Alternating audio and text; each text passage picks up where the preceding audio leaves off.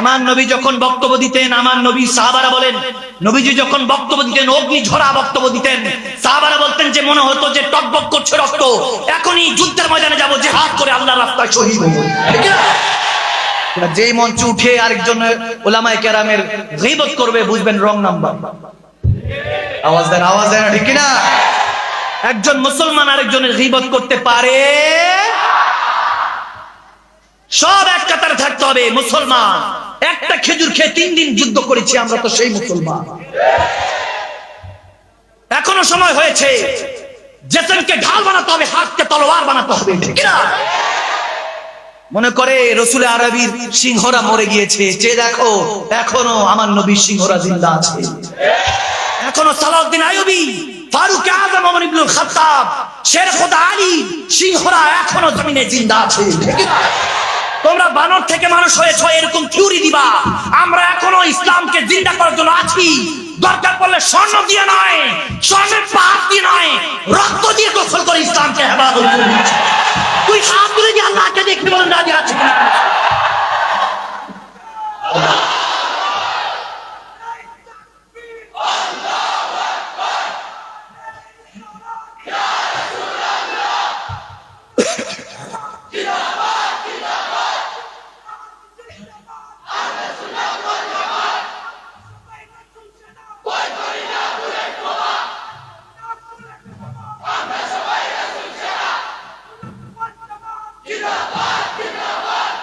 জানতেন ইস্তেকামাতের উপরে ছিলেন। তারপরে ইমামে হোসাইন গিয়েছেন শেষ দিক নির্দেশনা মুসলমানকে দেওয়ার জন্য, যে মুসলমান আল্লাহ রাসূলের হুরমত আকমতের জন্য যদি পরিবারকে কোরবান করতে হয়, কোরবান করে দাও। যদি আমার আল্লাহ রাসূলের ইজ্জত আবরুকে রক্ষা করতে যদি ধন সম্পত্তির মধ্যে আগুন লাগাইতে হয়, লাগিয়ে দাও। রক্ত দিয়ে গোসল করো, ইসলামকে হেফাজত করো মুসলমান। হাত তুলে বলুন ঠিক না মুসলমান? আমরা সেই ইমামে হোসেনের সৈনিক, আমরা রাসূলুল্লাহর সৈনিক। আমরা সেই একটা খেজুর খেয়ে 3 দিন যুদ্ধ করার যোদ্ধা। অস্ত্র জমা দিয়েছি, ট্রেনিং নয়। দরকার পড়লে হাতকে তলোয়ার বানাবো, জেসনকে ঢাল বানিয়ে রক্ত দিতে রাজি আছি আমরা। সবার আগে আমি মাকদুম শাহ মাদানী থাকবো আপনাদের সাথে। যদি নবীর জন্য রক্ত দিতে হয়, আল্লাহর জন্য রক্ত দিতে হয়, আমি রক্ত দিতে রাজি আছি। ইসলামের একটা স্বপ্ন দেখেছি, 100 মার্কাজ সারা পৃথিবীর মধ্যে ইনশাআল্লাহ কায়েম করব। এই মার্কাজের মাধ্যমে দ্বীন ইসলামের খিদমত করব। যারা আমার নবীর ইসলামকে, আল্লাহর ইসলামকে কলুষিত করেছে, সেই সব মুনাফিকদেরকে চিহ্নিত করব। আর দাজ্জালের ফিতনা, ইহুদি নাসারারা হলো সর্বশ্রেষ্ঠ আমাদের শত্রু, তাদেরকে চিহ্নিত করব। জানিয়ে দিব আমার নবীর সৈনিকরা, আমার আল্লাহর যোদ্ধারা এখনো আছে। আমার নবীর এক একটা উম্মত, এক একটা সিংহ কল্লা কামড় দিয়ে নিয়ে যাবে, টেরো পাবা না।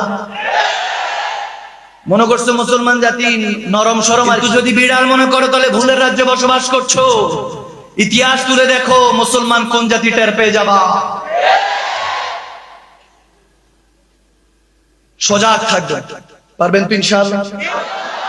এক হয়ে থাকবেন, পারবে তো ইনশাআল্লাহ? এক হয়ে রসুনের কোয়ার মতো মুসলমান এক হয়ে থাকবো।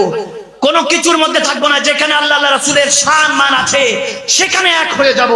কেউ দেখবো না কে কোন মাকিদা, কোন কোন তরিকা, কে কোন মাযহাবে। এক হয়ে লড়াই করবো ইনশাআল্লাহ। রাজি আছে কিনা?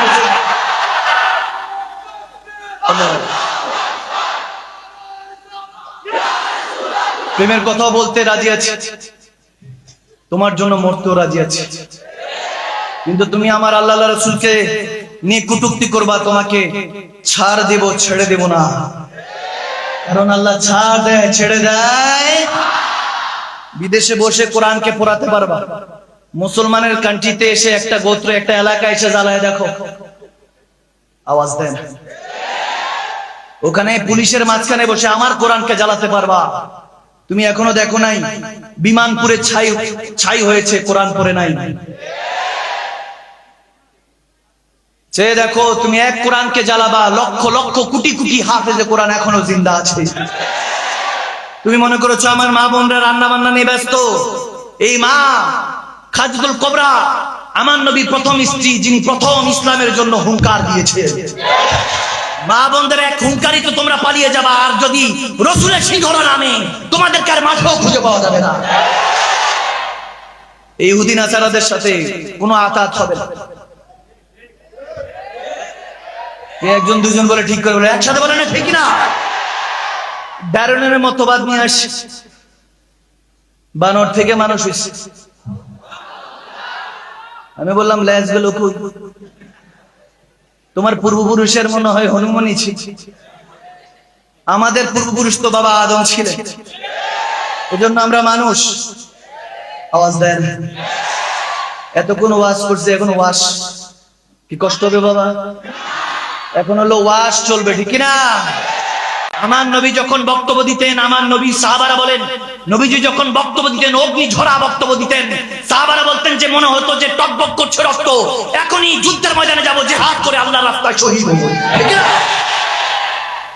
আমরা সেই প্রেমের কথাও জানি, জজবা ইমানের কথাও জানি।